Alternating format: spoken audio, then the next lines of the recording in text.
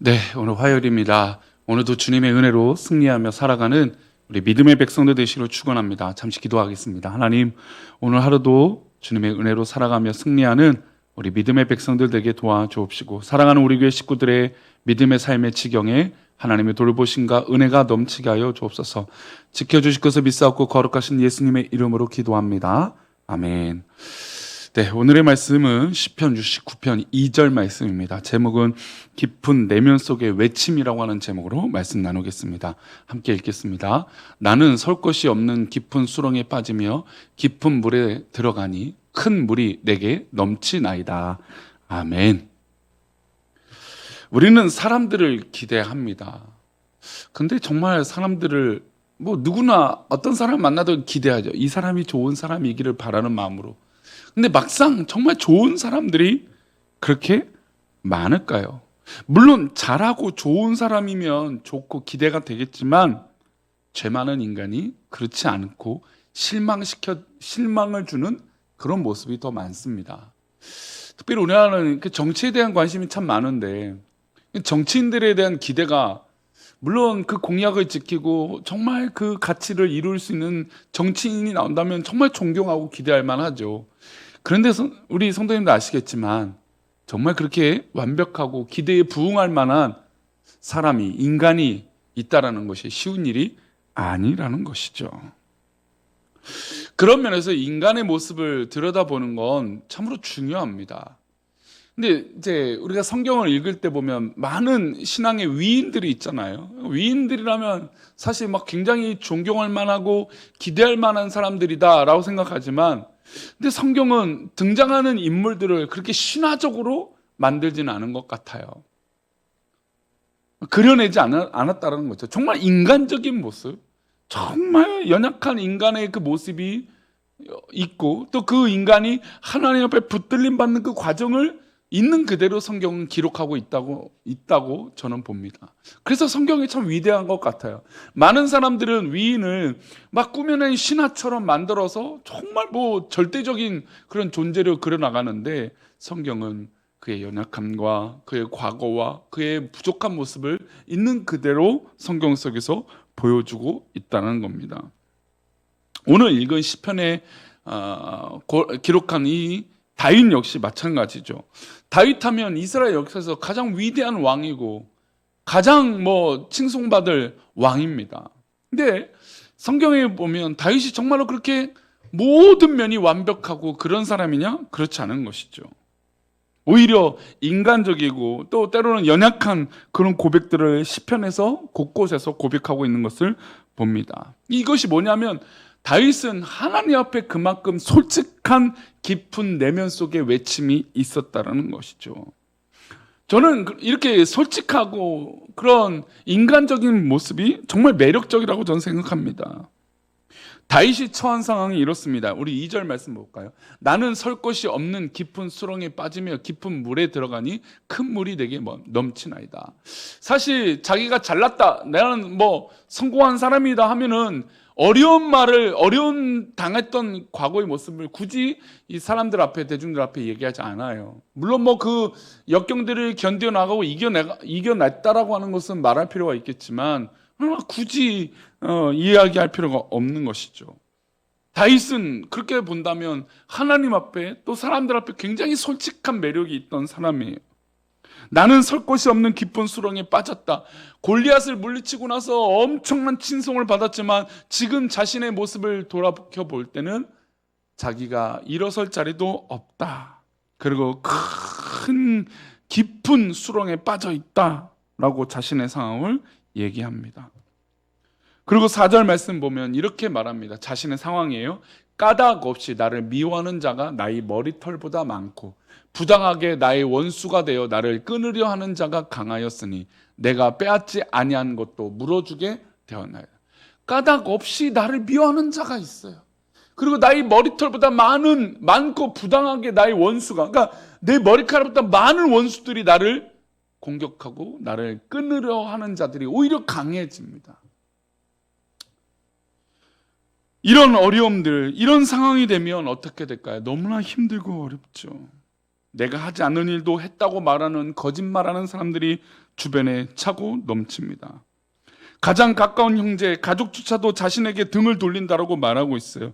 8절 말씀 보면 또 이렇게 기록돼요. 내가 나의 형제에게도 객이 되고, 다윗은 주변 형제들에게도 가족들에게도 마치 외부인처럼 취급을 받았습니다. 가족조차도 그를 떠난 것이죠. 10절과 11절에 보면 이런 지경에 이르기까지 합니다. 내가 곡하고 금식하였더니 그것이 도리어 나의 욕이 되었고, 아니 기도하고 부르짖고 금식하는데도 오히려 막 그것이 흉이 되고 욕이 되는 거예요. 11절 보니까 내가 굵은 배로 내 옷을 삼았더니 내가 그들의 말거리가 되었다라고 말하고 있어요. 말은 참 잘 만들어지죠. 말이 부풀려지면 이래요. 다윗은 하나님 앞에 나와서 기도하고 지금의 상황을 변화시키려고 기도하고 외쳤지만 오히려 주변 사람들이 자기를 공격하는 그 원수들은 조롱하는 조롱거리가 된 것입니다. 이런 상황에서 다윗은 어디서 위로를 받아야 될까요? 16절 말씀이에요. 여호와여 주의 인자심이 선하시오니 내게 응답하시며 주의 많은 국률에 따라 내게 돌이키소서. 다윗은 어디다 하소연할 데가 없었어요. 하나님 앞에 하소연합니다. 그랬더니 18절에 또 이어서 이렇게 말합니다. 내 영혼에게 가까이 하사 구원하시며 내 원수로 말미암아 나를 속량하소서. 그럼에도 불구하고 하나님 관계가 끊어져서는 안 된다는 것이죠. 사람들이 나를 이렇게 떠나고 나를 이렇게 모함하고 원수처럼 조롱하고 정말 어떤 것 하나 기쁘게 보이는 것이 없는데 하나님, 내가 누구와 관계를 맺겠습니까? 하나님과 관계를 맺겠다는 것입니다. 하나님은 나를 버리지 말아달라고 하는 간절한 고백이에요. 여기까지는 일상적으로 드릴 수 있는 기도입니다. 모든 문제가 벽이 되고 건널 수 없는 강처럼 느껴질 때 우리는 이렇게 기도합니다.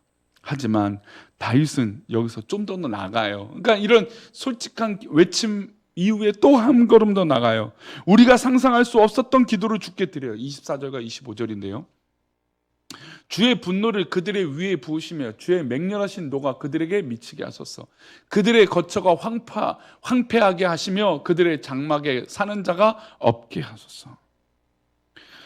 나를 거짓말로 괴롭히고 참소하고 거짓말로 모욕하고 했던 그 원수들, 신앙생활 제대로 하려고 하는데 여러 가지 말로 믿음 생활조차 방해한 사람들, 하나님께서 멸하여 달라고 하는 기도예요.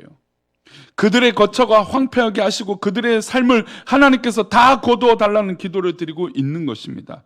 여기서 그치지 않아요. 28절입니다. 그들을 생명책에서 지우사 의인들과 함께 기록되지 말게 하소서.